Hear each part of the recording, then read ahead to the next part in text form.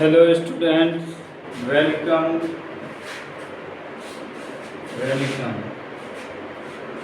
आज हम लोग बात करेंगे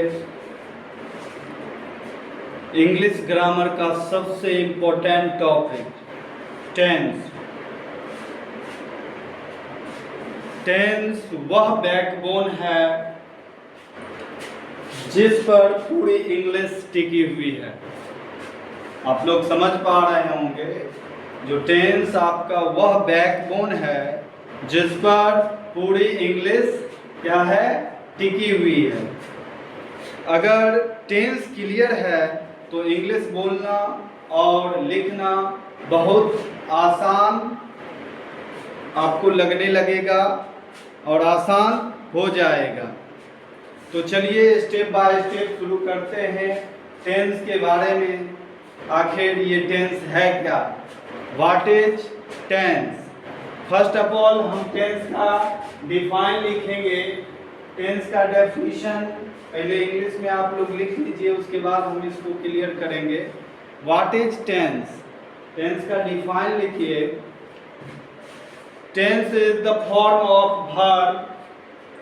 tense is the form of verb that so the time of an action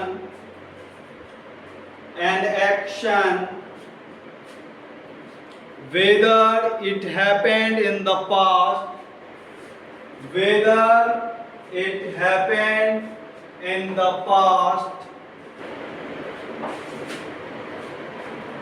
is happening in the present,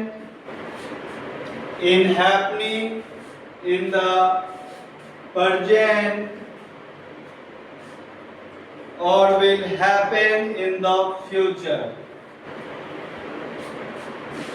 next Hindi में भी इसका डेफिनेशन लिख लीजिए, जो समझने में आप लोग को आसान होगा। टेंस वह रूप है,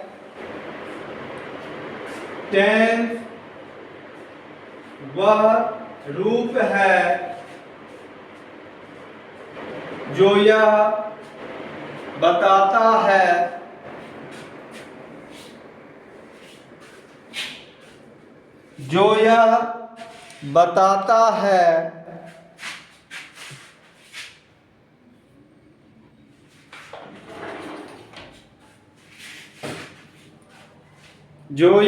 बताता है लाइट कट गया,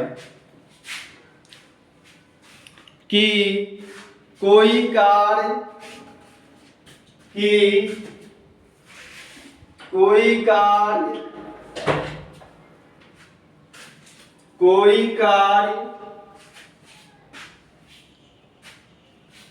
कब हुआ। टेंस क्या बताता है? जो कोई कार्य कब हुआ, भूतकाल में या वर्तमान में या भविष्य में। अब हम नेक्स्ट लिखेंगे टाइप्स ऑफ टेंस।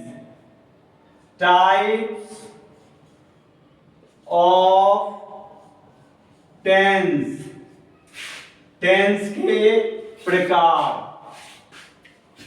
इसे भी लिख लीजिए। There are three main types of tense. There are three main types of tense. Present tense, वर्तमान काल, past tense, भूतकाल, और फ्यूचर टेंस, भविष्यत काल। ये तीन टेंस आपके हैं। और इसके बाद इस सारे का कितना है? 4 है, यानी each has 4 forms।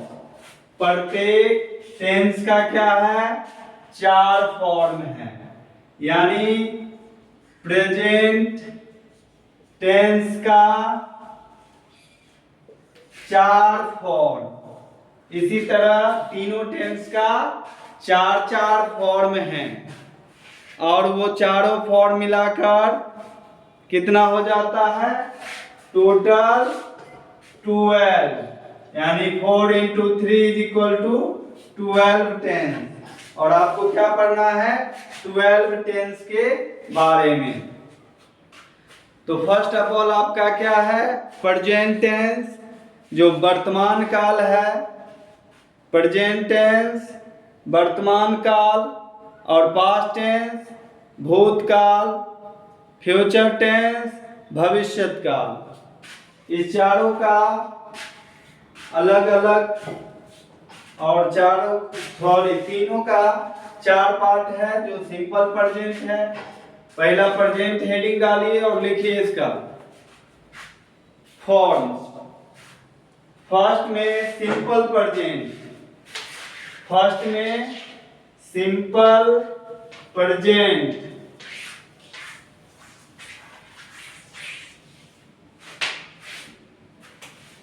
पहला जो टाइप आपका होगा simple present,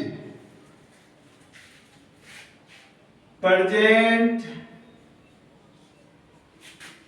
continuous, present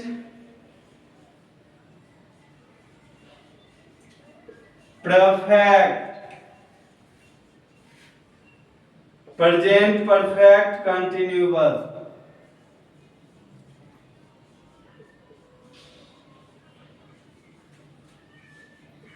continuous लिख लीजिएगा, इसका स्पेलिंग थोड़ा चेक कर लीजिएगा, बोर्ड पर लाइट नहीं है।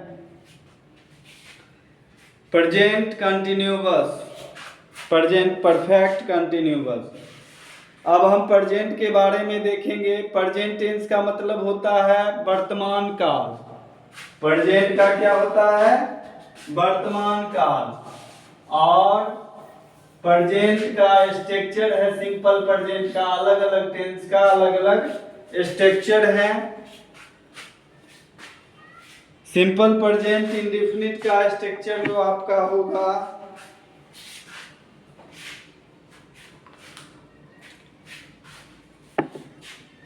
इसका स्ट्रक्चर लिखते जाइएगा। प्रेजेंट इंडेफिनिट हेडिंग डालिए,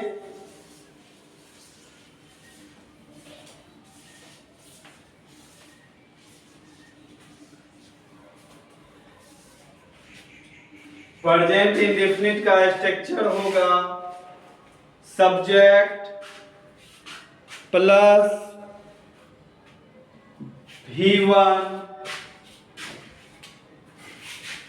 प्रेजेंट का सब्जेक्ट प्लस V1 S या ES प्लस ऑब्जेक्ट। ये सिंपल प्रेजेंट का आपका स्ट्रक्चर है।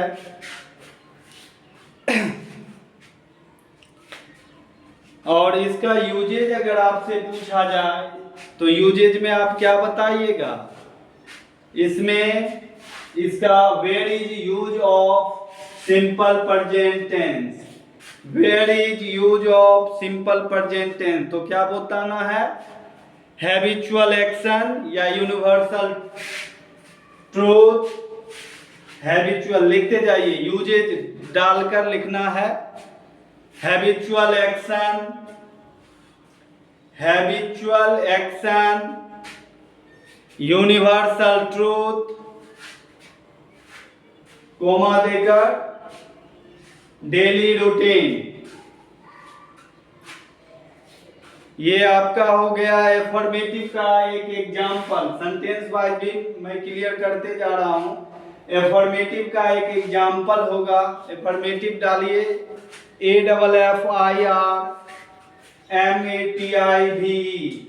एफर्मेटिव का एग्जाम्पल लिखना है।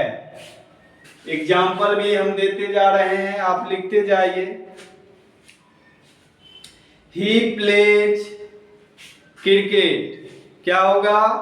ही प्लेज क्रिकेट, लिख लें, ही प्लेज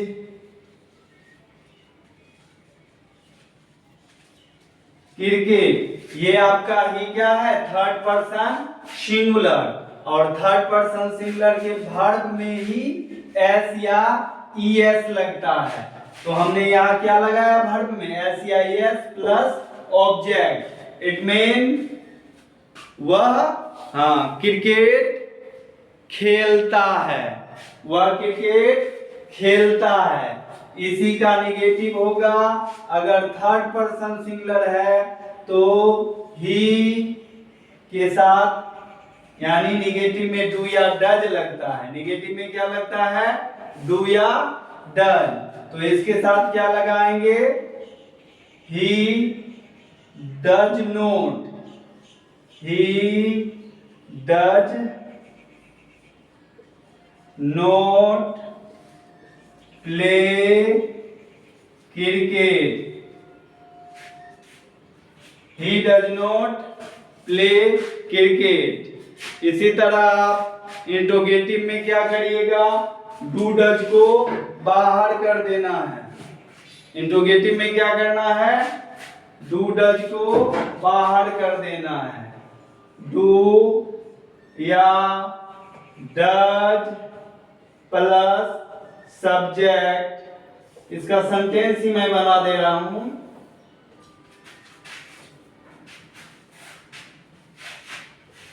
केवल डज को इधर कर देना है। क्या होगा? डज ही, नोट रहेगा तो नोट लगाइएगा, नहीं तो डज ही प्ले क्रिकेट। ये आपका इंट्रोगेटिव हो गया। इसी तरह WH में भी आप कर लोगे। उसके बाद आता है प्रेजेंट कंटिन्यूअस। क्या आता है? Present continuous. प्रेजेंट कंटिन्यूअस देखेंगे